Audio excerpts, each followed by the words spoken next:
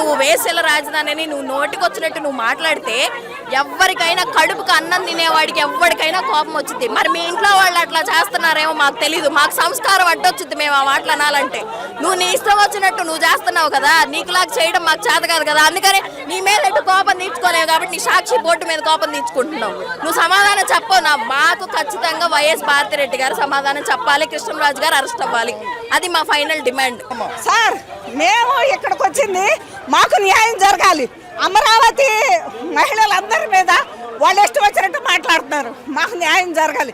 జరిగే వరకు మేము ఊరుకోం, ఇది ఇంకా ఉధృతం చేస్తాం. అది సార్, ఎందుకంటే ఆ భారతమ్మ గారిని కూడా నీచమైన మాటలు మాట్లాడినప్పుడు మేమన్నాము ఒక స్త్రీగా అలాంటి మాటలు మాట్లాడకూడదు అన్నాం. ఇంతమంది నిన్ను మాట్లాడినప్పుడు ఆ భారతీ గారు కూడా చర్య తీసుకోవాలి కదా, ఆడపిల్లలను అలా అనకూడదు అని చెప్పాలిగా. సరే ఆమె చెప్పలేదు, ఆమె భర్త రాష్ట్రాన్ని పరిపాలించిన జగన్మోహన్ రెడ్డి గారు ఎక్కడ తల దాచుకున్నాడు. ఇవాళ ద్రౌపదిని ఇష్టం వచ్చినట్టు మాట్లాడిన దుర్యోధనుడు నీడపాలయ్యాడు.